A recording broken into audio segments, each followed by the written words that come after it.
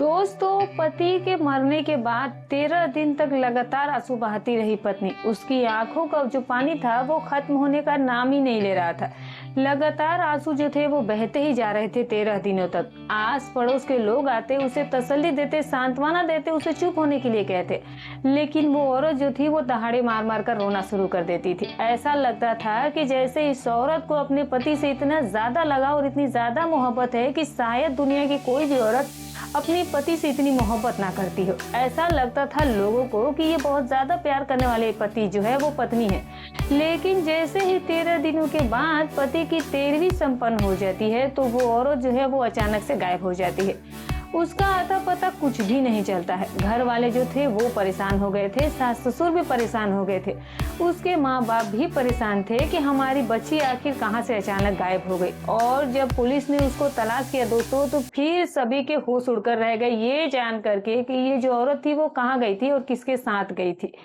पैरों के नीचे से जमीन निकल जाती है माँ बाप की भी, और दोस्तों उन ससुराल वालों को भी जिनका बेटा मरा था, यानी कि इस औरत का पति मरा था। सभी के सभी चौंक जाते हैं कि भला कोई औरत इतना बड़ा जो है वो ढोंग कैसे कर सकती है, कैसे इतना बड़ा ड्रामा वो दिखा सकती है कि लोगों को ये यकीन दिला दिया था उस औरत ने कि वो अपने पति से बेइंतहा मोहब्बत करती है।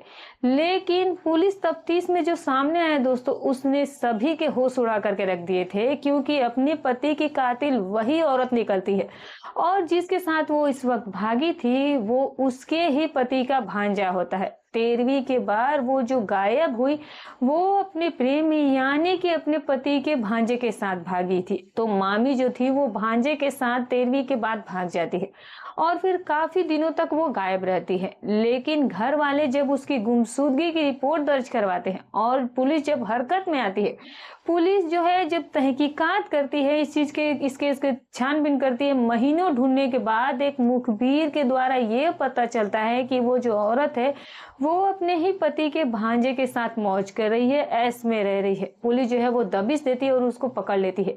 अब दोनों को थाने लाया जाता है और थाने लाने के बाद जब उससे पूछा जाता है और जो कहानी सामने निकल करके आती है वो बहुत ही हैरान और परेशान कर देने वाली थी। तो चलिए दोस्तों, पूरी घटना जो है, पूरी कहानी जो है मैं आपको विस्तार पूर्वक देने जा रही हूँ।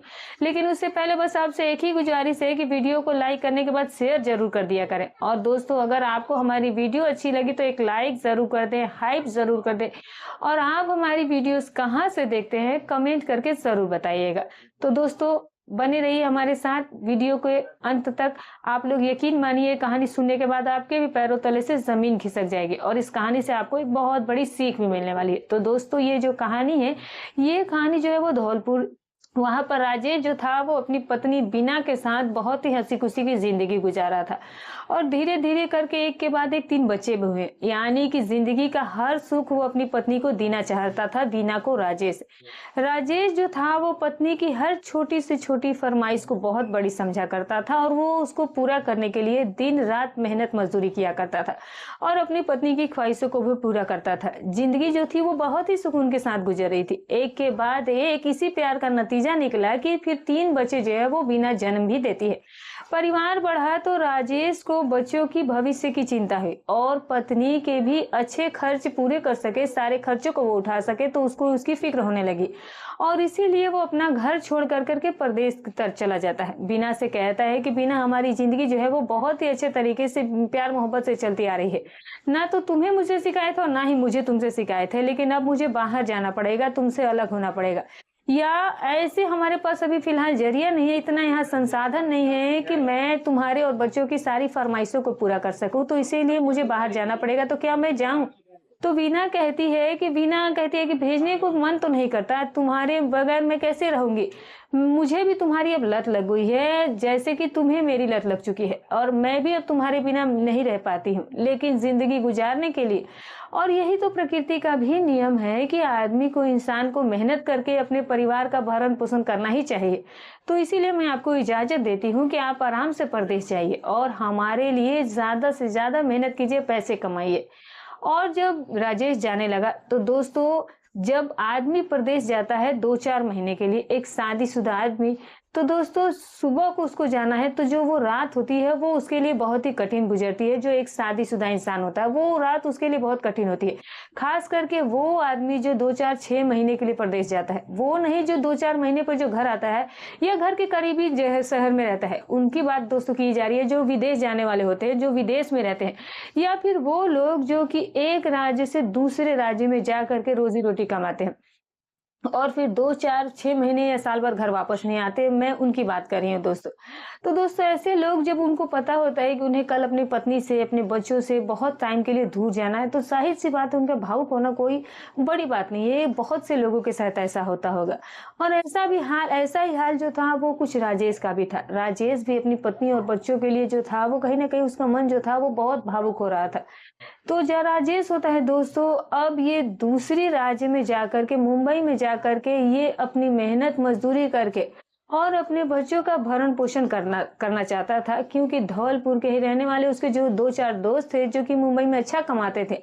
और जब राजेश ने अपनी परेशानी उनसे बताई कि बीवी बच्चों के खर्च में जो है वो बढ़ोतरी हो गई और मुझे यहाँ कोई काम नजर नहीं आ रहा, तो उन्होंने कहा कि ठीक है, यहाँ पर मुंबई में आ जा, यहाँ पर तुझे हम अपने साथ काम में लगा लेंगे और तेरी अच्छी जिंदगी गुजरेगी।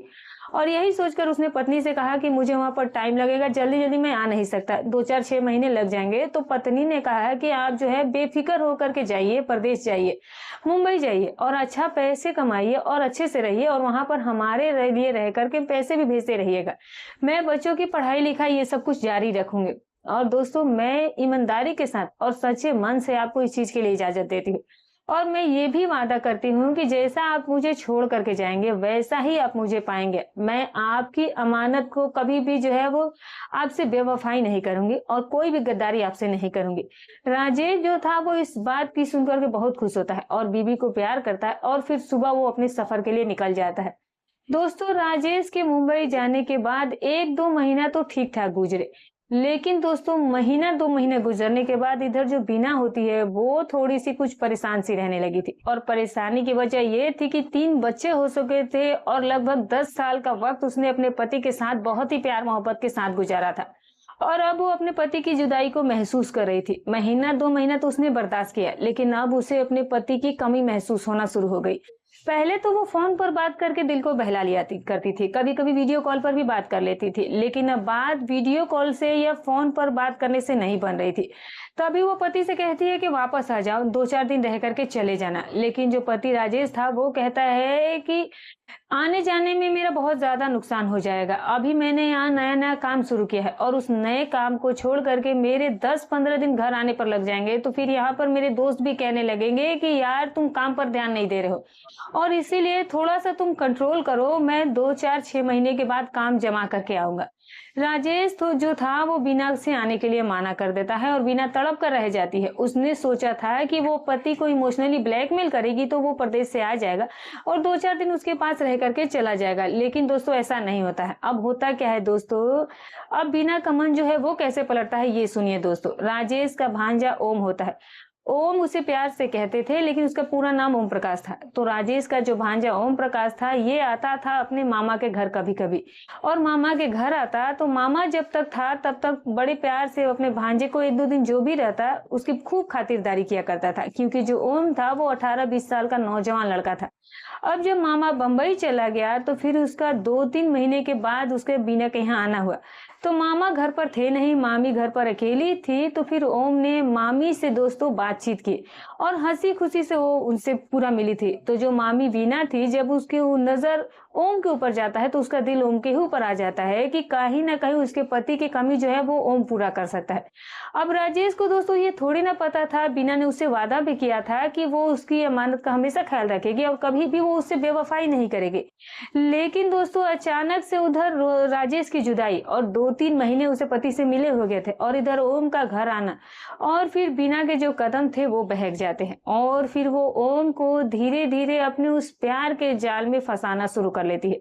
ओम जो था वो उसके प्यार के जाल में फंस भी जाता है। औरत जो थी जब उसके जाल में वो फंसा एक 18-20 साल का नौजवान, तो फिर वो उससे निकल ही नहीं पाया और उसकी मोहब्बत में वो इतनी ज्यादा आगे बढ़ गया कि फिर वो साथ जीने मरने की कस्में भी खा बैठे वो दोनों लोग। यानी कि जो वीना थी, जो कि अपने पति राजेश के अलावा किसी और के सपने देखना तो दूर की बात है, वो सोच भी नहीं सकती थी किसी दूसरे पुरुष के बारे में, उसने अपने ही पति के भांजे के साथ जीने मरने की कस्में खा ली थी, उसी औरत ने दोस्तों। क्या दोस्तों आप भरोसा कर सकेंगे ऐसी औरतों के ऊपर जो कि 3 बच्चों की माँ है, 10-12 साल उसने साथ में ज़िंदगी भी गुज़ारी थी। एक दूसरे के साथ कितने पल बिताए थे, एक दूसरे के साथ एक पल भी रहना जिनका मुश्किल था, लेकिन अब वो औरत क्या कर रही थी कि वो फिसल जाती है। और फिर जब उसे एक 18-20 साल के नौजवान लड़के का साथ मिला, क्योंकि जो वीना की उम्र थी वो 32-33 साल हो चली थी। इधर जो ये 33 साल की उम्र में 18 साल का इसे नौजवान लड़का मिल गया। तो फिर दोस्तों एक तो पति उसका बहुत दूर था और दूसरी बात वो 3 बच्चों का बाप भी बन चुका था और तीसरी बात 10-12 साल शादी के भी हो चुके थे। तो अब उसके पति के अंदर उसे वो बात नजर नहीं आ रही थी जो कि 18-20 साल के लड़के के अंदर उसे नजर आ रही थी। तो दोस्तों इसीलिए दोस्तों इस महिला ने जो है वो अपने पति को सारे प्यार को जो है वो पूरी तरह से उन्हें भुला दिया और फिर दोस्तों इसी तरह के वासना के जाल में वो फंसा लेती है अपने ही भांजे को, जो कि उसका पति कभी सपने में भी नहीं सोच सकता है। अब दोस्तों जो वीना होती है वो इस रिश्ते में इतनी ज्यादा आगे बढ़ चुकी थी अपने भांजे के प्यार में कि फिर वो उसके साथ जीने मरने की कस्में खाने के बाद अब ये प्लानिंग बनाने लगती है कि ओम कैसे भी करके वो रास्ता निकाले जिससे कि हम दोनों एक साथ रह सके। अब दोस्तों जाहिर सी बात है कि अगर हम एक साथ रहेंगे तो फिर दुनिया वाले क्या कहेंगे और सबसे पहले राजेश ही मुझे जान से मार डालेगा। अब ये सारी बातें जो थी वो अपने भांजे से वो सलाह कर रही थी, वो उनसे जानना चाहती थी कि आखिर कैसे जो है वो उसका साथ उसके पति पति को छोड़कर वो अपने भांजे के साथ अपने जीवन की शुरुआत करे। अब दोनों ही जो थे इस चीज को लेकर के काफी सीरियस हो गए थे। तभी ओम कहता है कि मामी टेंशन लेने की क्या बात है, मामा घर आएंगे और घर आने के बाद हम उन्हें रास्ते से हटा देंगे, किसी को कुछ पता भी नहीं चलेगा। मामला जो है दोस्तों वो कारोबार में लॉस होना या फिर कारोबार का प्रेशर होना, कोई भी बहाना बना देंगे और मामा को खत्म कर देंगे। अब बीना को भी ये समझ में आ जाता है, जो औरत अपने पति के बगैर एक पल भी नहीं रह सकती थी, उससे वो बेइंतहा मोहब्बत करती थी, उनके 3 बच्चों की भी मां बन चुकी थी, वो औरत अब अपने प्रेमी के साथ मिलकर के उसी पति को रास्ते से हटाने और मरवाने के सपने देखना शुरू कर देती है, ख्वाब देखना शुरू कर देती है। धीरे धीरे वक्त गुजरने लगता है। अब बीना को अपने पति राजेश की परवाह नहीं थी, बस उसका फोन आता हाल चाल कर लेती, वीडियो कॉल पर कभी वो बात करता देख लेता था पत्नी को और इसी से उसको तसल्ली मिल जाया करती थी।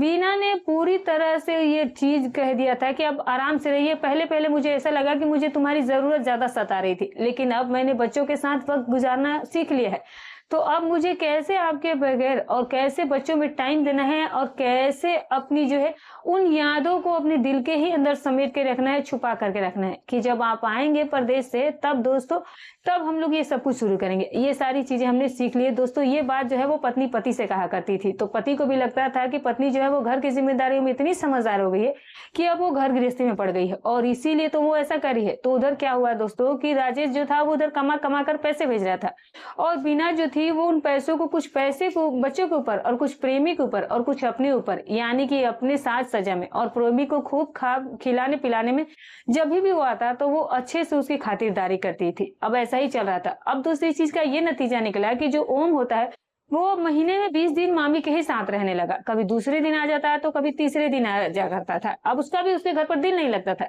अब तो उसकी मामी उसकी पत्नी की तरह उसे ट्रीट कर रही थी। तो जाहिर सी बात है कि कौन ऐसा नौजवान 20 साल का लड़का होगा जो कि एक औरत उसे खूब खिला पिला भी रही है और उसको एंजॉय भी करवा रही है, और इसीलिए ओम प्रकाश का अब घर पर दिल ही नहीं लगा करता था। तो वो मामा के पीठ में खंजर भोग करके अपनी मामी के साथ ही वो खूब प्यार की पगडंडियों पर चले जा रहा था। अब धीरे धीरे ये बात जो है वो लोगों के जुबान पर भी चर्चा का विषय बन जाती है कि जो वीना है वो राजेश के जाने के बाद भांजे के इश्क में पड़ गई है और इसीलिए जो ओम है वो हर वक्त बीना के यहाँ ही पड़ा रहता है और बीना भी उसके साथ मोटरसाइकिल पर बैठकर कभी बाजार जाती है तो कभी कहीं तो कभी कहीं। ये बात जो है वो चलते चलते राजेश तक भी पहुंच जाती है। किसी उसी के शुभचिंतक ने उसे फोन करके बता दिया कि राजेश तुम तो मुंबई में हो, लेकिन यहाँ पर तुम्हारी जो पत्नी है वो उसने काफी गुल खिला रखे हैं। आजकल मोहल्ले में गांव में उसके काफी चर्चे हैं तुम्हारी पत्नी के, तुम्हारे ही भांजे के साथ में। और ये सुन करके राजेश के तो पैरों के नीचे से जमीन खिसक गई कि यार ये क्या हो रहा है। बहरहाल उसने अपना बोरिया बिस्तरा वहां से समेटा और सीधा वो मुंबई से धौलपुर आ जाता है। अब दोस्तों यही गलती कर दी थी राजेश ने मुंबई से आने के बाद। यानी कि वो खुद नहीं आया था, उसको उसकी मौत ही खींच कर लगाई ले आई थी। बीना को जैसे ही पता चला राजेश आ रहा, उसने अपने फौरन ओम को सतर्क कर दिया और कहा है कि शायद हमारे प्यार के जो चर्चे हैं जो कि गली मोहल्ले में और गांव में हो रहे थे, इस बात की भनक जो है वो राजेश को भी लग गई है और इसीलिए वो एकदम से यहाँ पर आने के लिए तैयार हुआ है। वरना पहले तो उसने मुझे आने के बारे में कभी कुछ कहा ही नहीं था। अब तभी उसका भांजा ओम कहता है दोस्तों कि मामी आप बिल्कुल बेफिक्र रहिए, मामा आएगा तो जरूर, लेकिन वो वापस जा ही नहीं पाएगा, किसी को कानो कान खबर तक नहीं होगी। अब क्या होता है दोस्तों कि जब राजेश अपने घर पहुंचता है और घर पहुंचने के बाद वो अपने घर वाले से हाय हेलो मतलब कि मिलता है, बातचीत करता है और फिर वो बीना से बातचीत करता है। रात को बीना से कहता है कि तुमने मेरे साथ गद्दारी की है, बेवफाई की है, सुना है कि ओम के साथ तुम्हारे प्यार के चर्चे पूरे गांव में फैले हुए हैं। बीना जो है वो नाटक करना शुरू करती है, वो रोने लगती है, आंसू बहाने लगती है, कहने लगती है कि लोगों का तो काम ही कहना, तुम्हारे जाने के बाद मैं किससे घर के काम करवाती, भांजा है कोई मजाक थोड़े ना है, मेरे बेटे के समान है वो और ऐसा ही रिश्ता है मेरा उसके साथ कि मैं उसे किसी भी काम के लिए कह लेती हूँ। बच्चे जो है वो अभी हमारे बहुत छोटे हैं, 2 बच्चे तो बहुत ही छोटे हैं, वो कहाँ कोई सामान ले आ सकते हैं, अगर मुझे क्या सामान की जरूरत होगी तो वो ला कर दे सकता है। एक बच्चा थोड़ा समझदार हुआ तो वो स्कूल जाता है, ले दे करके मैं राजे ओम को ही बुला लेती थी कि मुझे बाजार ले चलो, कोई खरीदारी करवा दो या बच्चों के लिए ये वो सामान ला दो। अब इस बात को लोग जो है वो प्यार का नाम दे गलत तरीके से पेश करे तो बताओ इसमें मेरी क्या गलती है। राजेश जो था वो थोड़ा सा जो उसके दिमाग में ये सब कुछ चल रहा था पत्नी को ले करके, वो कहीं ना कहीं किसी न किसी हद तक कम हो जाता है। यानी कि उसके दिमाग से वो सारा सब कुछ निकल गया और वो भी यही समझने लगा कि लोगों ने जो उसे कहा है बताया है वो गलत बताया है और उसकी पत्नी जो है वो ऐसी बिल्कुल भी नहीं है। उस रात जो है वो पूरा यकीन दिला देती है अपने पति राजेश को कि वो बिल्कुल ही एक बहुत अच्छी औरत है और बिल्कुल ही पवित्र औरत है और अपने पति के अलावा वो किसी भी दूसरे आदमी से उसे कोई भी रिश्ता नहीं है। लेकिन दोस्तों वो सिर्फ और सिर्फ दिखावा कर रही थी, अंदर उसके एक बहुत बड़ा तूफान चल रहा था। उस दिन जो राकेश था उसने उसे खुश भी कर दिया और उसे काफी ज्यादा संतुष्ट भी कर दिया और पूरी तरह से उसे यकीन भी दिला दिया, लेकिन अब उसका दिल राजेश के साथ लगता ही नहीं था। उस रात जब परदेश से राजेश आया था, उसने अपनी पत्नी को छुआ था तो उसकी बीवी ने ऐसा महसूस किया जैसे कि उसके शरीर को किसी सांप ने जकड़ लिया हो, जैसे कि उसके जिस्म पर पति का हाथ नहीं बल्कि कीड़े रेंग रहे हो, ऐसा उसे महसूस हो रहा था। लेकिन उसने कैसे भी करके बर्दाश्त कर लिया। यानी कि जिस पति के बगैर वो एक पल भी नहीं रह सकती थी, जिस पति को वो बेइंतहा प्यार करती थी, आज उसी पति का हाथ अपने शरीर पर रखा हुआ उसे सांप जैसा महसूस हो रहा था। उसे ऐसा लग रहा था कि जैसे उसके शरीर पर कीड़े रेंग रहे हो। दोस्तों ये होते वो हालात जब करे तो क्या करे, हालात जो जो थे जब ऐसे खराब हो जाते हैं एक पल के लिए। उधर मामला जो था वो दूसरा ही चल पड़ा था। ओम जो था वो अब मामी का साथ उसे नहीं मिल पा रहा था। यानी कि मामा के घर आने के बाद ओम ने वहां पर आना कम कर दिया था कि वो अब 2 4 5 10 दिन के बाद मामा के पास जाएगा औपचारिकता के लिए, खैर खबर लेने के लिए, और फिर मामा जो है वो 2 4 5 दिन 10 दिन के बाद चला ही जाएगा, तब तक सब्र करना पड़ेगा। लेकिन जो मामा थे, जो राजेश होता है, उसको ये शक हो गया था कि शायद ऐसा तो नहीं है कि उसकी पत्नी ने उसे समझा दिया है। वो महीने 2 महीने अब यहीं पर रहेगा और इस चीज को पक्का करेगा। पत्नी की पवित्रता को वो पूरी तरह से परखना चाहता था और समझना चाहता था कि कहीं ऐसा तो नहीं है कि मेरी पत्नी ने ऐसे ही मुझे बहला दिया हो, और फिर वो घर के कामों में लग जाता है। पत्नी जब प्रेमी को बहुत ज्यादा मिस करने लगती है तो फिर एक दिन उसका प्रेमी जो ओम होता है वो अपने मामा से मिलने के बहाने से आता है। मामा उसकी खूब आवभगत करता है पहले की तरह। मामा ने उसे जरा सा भी एहसास नहीं होने दिया था कि कहीं ना कहीं उसके अपने भांजे के बारे में जब इस तरह की बात सुनने को मिली तो उसे कोई शक हो गया हो। वो बिल्कुल ही बेपरवाह सा था। और फिर उसी दिन जब ओम उसके घर पर आता है तो फिर ओम से मामा राजेश कहने लगता है कि ओम तुम आज यहीं पर रुको और मुझे थोड़ा सा काम से बाहर जाना है और मैं जो है वो कल वो वापस लौट कर आऊंगा। और ये कह करके जो राजेश होता है वो चला जाता है। ओम कहता है कि मामा ने तो मुझे रुकने ही कहा है और मामी के साथ आज रात भी गुजारने को मिलेगा क्योंकि मामा तो रहेंगे नहीं। और यही सोच करके जो ओम होता है वो घर पर रुक जाता है। अब दोस्तों राजेश ने जो अपने भांजे से रुकने को कहा था वो तो मात्र उसका एक प्लानिंग था, यानी कि वो ये जांचना चाहता था। अब ओम जो है वो राजेश जो होता है वो घर से चला जाता है और शहर में इधर उधर भटकता रहता है और रात जब होती है तो लगभग 10 से 11 बजे के वापस से वो घर आता है, क्योंकि जो ताला लगा हुआ था घर में जो उसने लगाने के लिए रखा था कि कहीं भी जाते थे तो उस ताले की वो दूसरी चाबी लेकर के गया था। और दोस्तों कुल मिला करके घर में जो माहौल और जो हालात उसने ऐसे शांत कर दिए थे कि उसकी जो पत्नी है वो ये समझ ही नहीं पाई कि वो उसको पकड़ने के लिए सारा प्लान किया हुआ था। जब रात को वो वापस से घर आता है राजेश, तो फिर वो अपने मकसद में भी कामयाब हो जाता है।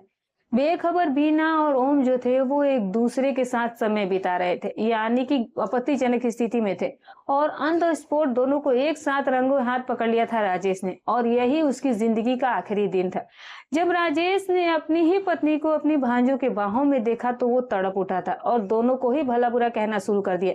पत्नी बीना उसे कहने लगती है कि ओम अगर ये आज बच गया तो फिर हमारी खैर नहीं है, अब ये हमें भी दोबारा मिलने नहीं देगा, और इसीलिए अगर हमें अपना रास्ता साफ करना है तो इसे खत्म करना ही होगा। राजेश के तो जैसे पैरों तले से जमीन ही खिसक गई थी। जो पत्नी उसे अपनी पवित्रता की कस्में दिखला रही थी, खा रही थी, एक दो दिन पहले वो ही पत्नी आज जो थी वो उसी के भांजे से कह रही थी कि मार डालो मेरे पति को।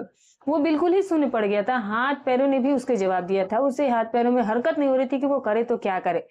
उसका भांजा जो ओम था वो उठता है और फिर वो अपने मामा के गले में गमछा डाल देता है। आगे से जो पत्नी थी उसके हाथ पैर पकड़ लेती है, और जो राजेश था वो हरकत ही नहीं करता है। वो बस चुपचाप मरने के लिए तैयार हो गया था। ओम जो था वो गमछा खींच देता है, और फिर पत्नी जो होती है, जो वीना होती है, वो उसके हाथ जोर से थे वो पकड़ चुकी थी, और जो राजेश था वो आसानी के साथ खुद के मौत को गले लगाता है, यानी कि वो छूटने की या बचने की कोई कोशिश ही नहीं कर रहा था। शायद पत्नी के बेवफाई का उसे इतना ज्यादा सदमा लग चुका था, और उसके वो शब्द कि ओम अगर ये बच गया तो ये हमें जीने नहीं देगा और मिलने नहीं देगा, खत्म कर दो इसे, अपने मामा को, ये शब्द वो थे जिनको वो बर्दाश्त ही नहीं कर पाया, और फिर उसने मौत को ही गले लगाना बेहतर समझा। दोस्तों इन दोनों ने राजेश को मारने के बाद सुबह को फांसी के फंदे पर उसे लटका दिया। अब दोस्तों क्या होता है कि अब बाहर ये अफवाह फैल जाती है कि ये कारोबार से परेशान था, आर्थिक स्थिति से परेशान था, क्योंकि ये कुछ दिन पहले मुंबई नौकरी करने के लिए गया तो वहां पर लाखों रुपए खर्च भी किए थे, और उससे वहां पर घाटा हो गया तो वो घर आ गया था, और घर आते हुए भी इसे 10-15 दिन हो गए, तो लोगों को यकीन भी हो गया कि शायद मुंबई में इसका काम खत्म हो गया था, और उसी कारोबार के बिगड़ने के और घाटा होने की वजह से ये चीजें जो है वो बर्दाश्त नहीं कर पाया, और यही बात लोगों को यकीन भी आ जाता है, और चुपचाप वो राजेश का अंतिम संस्कार भी कर दिया जाता है। और 13वीं होने तक जो पत्नी वीना थी वो आंसू बहाती रही, और फिर 13वीं के बाद वो अपने भांजे, पति के भांजे के साथ वो अचानक से गायब हो जाती है, और फिर उसके बाद जब पुलिस उसे पकड़ती है तो ये सारे मामले खुल करके सामने आती है, और तब जो लोग होते हैं और जिन लोगों को ये बात पता चली, और जैसे दोस्तों कि मैंने आपको भी बताया, आखिर शुरू से आखिर तक मैंने आपको जो बताया कि वीना कितनी शातिर और चालाक थी कि उसने अपने पति को अपने ही हाथों से मरवा दिया। तो इस तरह की घटना भी दोस्तों कभी कभी सुनने को मिल जाते हैं। तो दोस्तों ये रही कहानी। तो दोस्तों हमारी कहानी सुनाने का उद्देश्य किसी के भावनाओं के ठोस पहुंचाना नहीं है, ना ही किसी के दिल को आहत करना है, बस केवल आपको सतर्क करना है, आपको जागरूक करना है। तो दोस्तों आप इस कहानी के बारे में क्या राय रखते हैं कमेंट करके जरूर बताइएगा। तो फिर मिलूंगी कल एक और नई कहानी के साथ, तब तक अपना और अपने परिवार का ख्याल रखें।